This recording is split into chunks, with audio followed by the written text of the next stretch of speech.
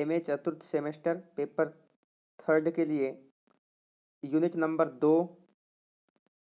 से कुछ महत्वपूर्ण प्रश्न देखने वाले हैं जो कि परीक्षा की दृष्टि से बहुत ही ज़्यादा संभावना है आने की।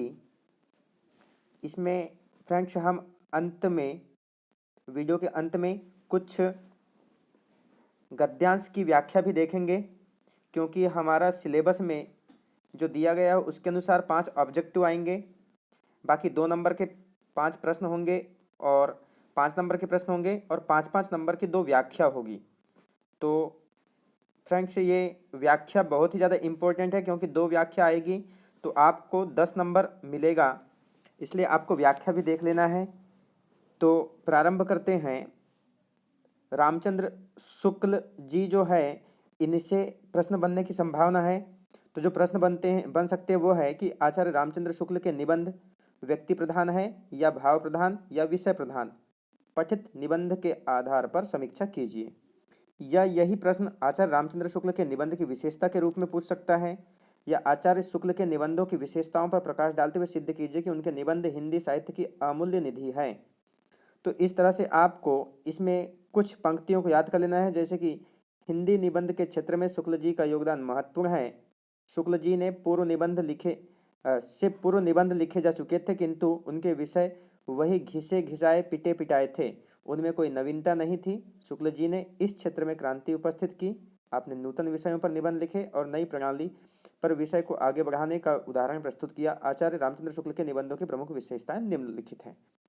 तो आप यहाँ से याद रख सकते हैं फ्रेंड्स कि आचार्य रामचंद्र शुक्ल जी के निबंध की विशेषता नंबर 1 संगठित विचार परंपरा, नंबर 2 नंबर 1 में आ जाएगा आपका संगठित विचार परंपरा, इसके अंतर्गत थ्योरी आपको पढ़ लेना थोड़ा सा।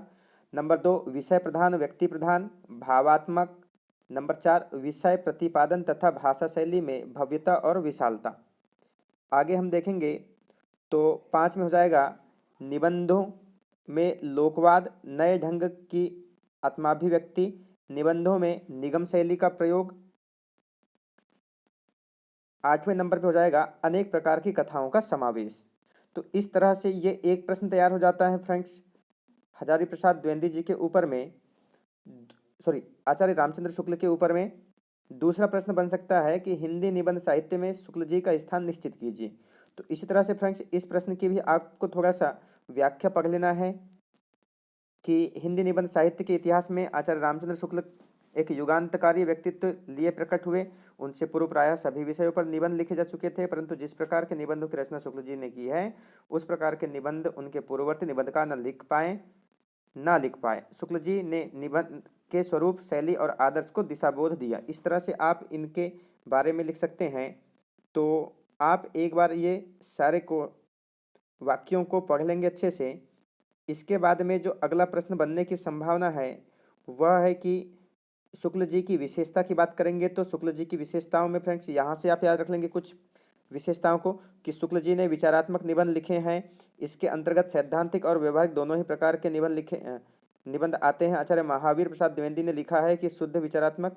इस तरह से थ्योरी को आपको पढ़ लेना। दूसरा है भाव और विचार संबंधी शुक्ल जी के निबंध, तीसरा पॉइंट, चौथा पॉइंट, और इसी तरह से आपको 5वां, 6वां, 7वां, 8वां, 9वां, 10वां इन सभी पॉइंटों को एक बार अच्छे से पढ़ लेना है।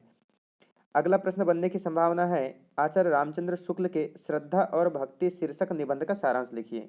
तो श्रद्धा और भक्ति वाला जो चैप्टर है आचार्य रामचंद्र शुक्ल जी ने जो रचना किया है उसकी आपको अच्छे से व्याख्या जो है इसको पढ़ लेना है कि श्रद्धा की परिभाषा करते हुए आचार्य रामचंद्र शुक्ल जी कहते हैं कि किसी मनुष्य में जनसाधारण के विशेष गुण या शक्ति का विकास देख उसके संबंध में जो एक स्थायी आनंद पद्धति हृदय में स्थापित की जाती है उसे श्रद्धा कहते हैं।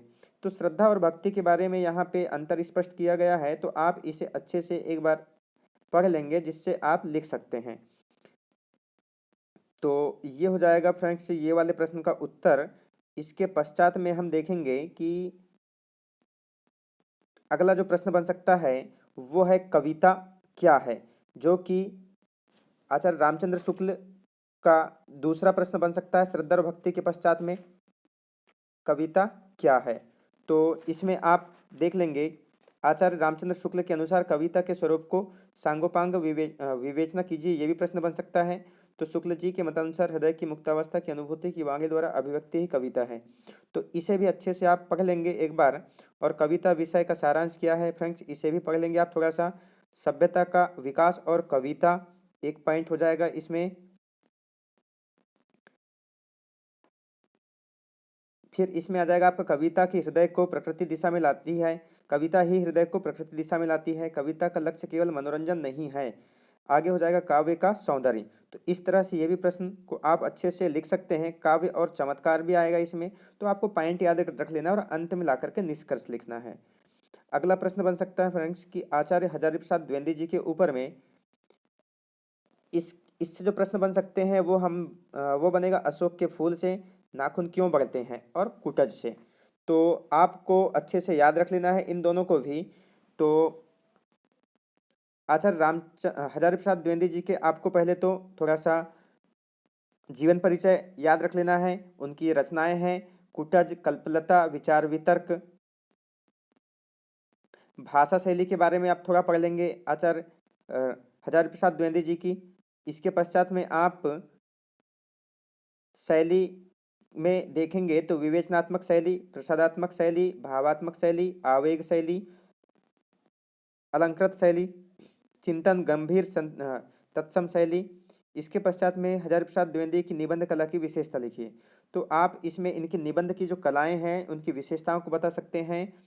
रोचकता, सरसता और प्रवाहमयता, आत्मीयता, असाधारण क्षमता, साहित्यिक संदर्भ। इसके अंतर्गत थ्योरी को आपको अच्छे से पढ़ लेना है। भावात्मकता। इसके पश्चात फ्रेंड्स अशोक के फूल का सारांश लिखिए। तो यह बहुत इंपॉर्टेंट प्रश्न है। अशोक के फूल के ऊपर में सारांश लिखने के लिए आ सकता है और इससे व्याख्या भी आने की संभावना है। तो हम जब इसके सारांश लिखेंगे तो आप फूल के बारे में, फूल का मनोहारी रूप दर्शाया गया है, फूल का साहित्यिक रूप दर्शाया गया है, फूल का भारतीय साहित्य में प्रवेश बताया गया है किस तरह से हुआ है, भारतवर्ष का आकार एवं फूल की स्थिति का वर्णन किया गया है। इसी तरह से फ्रेंड्स फूलों की साहित्यिक चर्चा की गई है। अशोक के फूल की रहस्यता का बताया वर्णन किया गया है। फूल के संबंध में लेखक का विचार। तो इस तरह से फ्रेंड्स आपको 7 पॉइंट अच्छे से याद पढ़ लेना एक बार। और 8वें पॉइंट में भी दिया हुआ है निबंध का अनूठापन दिया गया है, निबंध का उद्देश्य क्या है इसके बारे में। इसके पश्चात में जो प्रश्न बन सकता है वो है कुटज निबंध की व्याख्या कीजिए। तो फ्रेंड्स आपको इसे भी अच्छे से पढ़ लेना है, कुटज निबंध की व्याख्या। इसका आगे में हमने और अच्छे से वर्णन कर दिया है। यहाँ पे आप कुटज चैप्टर से हजारी प्रसाद द्विवेदी जी के बारे में कुछ पढ़ सकते हैं कि ये वे उच्च कोटि के निबंधकार, उपन्यासकार, आलोचक, चिंतक तथा शोधकर्ता है। द्विवेदी जी की भाषा परिमार्जित खड़ी बोली है। उन्होंने भाव और विषय के अनुसार भाषा का चयनित प्रयोग किया। द्विवेदी जी के निबंध के विषय भारतीय संस्कृति, इतिहास, ज्योतिष, साहित्य, विविध धर्मों और संप्रदायों का विवेचन है। वर्गीकरण की दृष्टि से द्विवेदी जी के निबंध 2 भाग में विभाजित किए जा सकते हैं। एक तो विचारात्मक निबंध और दूसरा है आलोचनात्मक निबंध। तो इस तरह से आप देख सकते हैं। और ऑब्जेक्टिव की दृष्टि से आप याद रखेंगे 1973 में साहित्य अकादमी पुरस्कार प्रदान किया गया है इन्हें।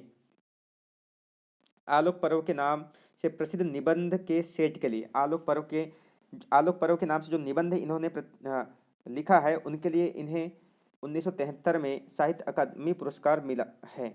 निबंध का सारांश है फ्रेंड्स, इसे आप एक बार अच्छे से पढ़ लेंगे ताकि इससे प्रश्न भी बनेगा तो उसे आप अच्छे से हल कर सकते हैं। कुटज ललित निबंध कुटज जो है ललित निबंध है। इसका केंद्र कुटज नाम का वृक्ष है जो पुष्पों से भरा हुआ होता है। हजारी प्रसाद द्विवेदी जी के इस निबंध को उनकी आत्माभिव्यक्ति के रूप में अधिक जाना जाता है। आगे हम देखेंगे फ्रेंड्स। तो यहाँ पे हमने ये व्याख्या है उसका सारांश है कुटज का, इसे आप एक बार अच्छे से पढ़ लेंगे।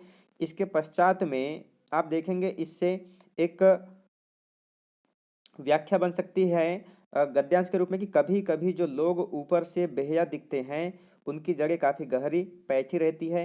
ये भी पाषाण की छाती फाड़कर न जाने किस अतर गहवर से अपना भोग्य खींच लाते हैं। तो फ्रेंड्स ये जो गद्यांश है इसके आने की संभावना है। तो आप जब ये लिखेंगे तो प्रस्तुत पंक्तियां हजारी प्रसाद द्विवेदी द्वारा रचित निबंध कुटज से ली गई है। इसमें लेखक कुटज की विशेषता बताते हैं। दूसरी ओर वह ऐसे लोगों की ओर संकेत करता है जो स्वभाव से हटे होते हैं, लेकिन ये हठपन उसकी विकट परिस्थितियों से लड़ने का परिणाम होती है। इसी के आगे में व्याख्या कर सकते हैं कि लेखक इन पंक्तियों के माध्यम से कुटज तथा ऐसे लोगों के बारे में बात करता है जो हठी या जिद्दी स्वभाव के होते हैं। लेखक कहते हैं कि कुटज ऐसे वातावरण में सिर उठाकर खड़ा है जहां अच्छे अच्छे व्यक्ति धराशायी हो जाते हैं। वह पहाड़ों की चट्टानों पर पनपने के साथ साथ उनमें विद्यमान जल धाराओं से अपने लिए पानी की व्यवस्था भी कर लेता है। लोग फिर उसके इस प्रकार के खड़े रहने के स्वभाव को बेहया का उदाहरण ही क्यों न मान ले। यह स्वभाव उनकी विकट परिस्थितियों से लड़ने का परिणाम है, अतः वह उनके स्वभाव में दिखता है। ऐसे ही कुछ लोग होते हैं, जीवन में विकट परिस्थितियों से गुजरते हैं और डटकर खड़े रहते हैं। उनके इस स्वभाव को लोग बेहया होने का प्रमाण मानते हैं। उनका यही स्वभाव उनकी रक्षा करता है और उन्हें मजबूती से खड़े रहने में सहायता करता है। ऐसे लोग अपना रास्ता स्वयं खोजते हैं। तो यह जो एक गद्यांश है, इसके आने की संभावना है, तो इसे आप अच्छे से याद कर लेंगे कि कभी कभी जो लोग ऊपर से बेहया दिखते हैं उनकी जगह काफ़ी गहरी बैठी है। ये भी पाषाण की छाती फाड़कर न जाने किस अतर गहवर से अपना भोग्य खींच लाते हैं। तो फ्रेंड्स, इसके अलावा हम बात करेंगे तो अशोक के फूल वाले चैप्टर से गद्यांश लिया गया है। अशोक के फूल पुष्प अशोक को देखकर मेरा मन उदास हो जाता है, इसलिए नहीं कि सुंदर वस्तुओं को हतभाग्य समझने में मुझे कोई विशेष रस मिलता है, कुछ लोगों को मिलता है। तो यह जो पंक्तियां हैं, यह प्रस्तुत गद्यांश के लेखक व पाठ का नाम लिखेंगे तो आप इसमें सबसे पहले संदर्भ लिखेंगे। प्रस्तुत गद्यांश लेखक हजारी प्रसाद द्विवेदी जी का है तथा पाठ का नाम है अशोक के फूल। इसके बाद में हम इसकी अच्छे से व्याख्या करेंगे। रेखांकित अंश की व्याख्या करना, तो व्याख्या आप इसको अच्छे से रीड कर लेंगे कि व्याख्या प्रस्तुत गद्यांश में लेखक कहता है कि जब भी वह पुष्पित अशोक अर्थात अशोक के खिले हुए फूल को देखता है तो वह उदास हो जाता है। लेखक अपनी उदासी का कारण स्पष्ट करते हुए कहता है कि वह इसलिए उदास नहीं है कि अशोक के पुष्प अत्यंत सुंदर है या उनकी सुंदरता से उसे कोई ईर्ष्या हो रही है। तो इस तरह से आपको व्याख्या अच्छे से एक बार रीड कर लेना है।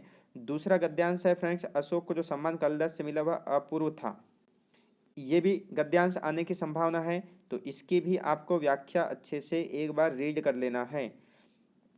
इसके पश्चात हम तीसरा देख सकते, कहते हैं दुनिया बड़ी बड़ी भुलक्कड़ है, केवल उतना ही याद रखते जितने से उसका स्वार्थ भरता है सदता है, बाकी को फेंक कर आगे बढ़ जाती है। तो यह भी इसी चैप्टर अशोक के फूल की पंक्तियां हैं, तो इन्हें भी अच्छे से आपको इसकी व्याख्या को पढ़ लेना है। तो इस तरह से आप देखेंगे आगे में और एक व्याख्या दी गई है, इसे भी आप अच्छे से रीड कर लेंगे। तो इस तरह से फ्रेंड्स, कल के परसों के जो पेपर है उसके लिए आप अच्छे से तैयारी कर सकते हैं। एक बार इन सभी गद्यांशों को आप अच्छे से रीड कर लेंगे। तो आज के वीडियो में हम अब इतना ही देखते हैं। नेक्स्ट वीडियो में और भी कुछ महत्वपूर्ण गद्यांशों की व्याख्या करके आपको बताया जाएगा। धन्यवाद।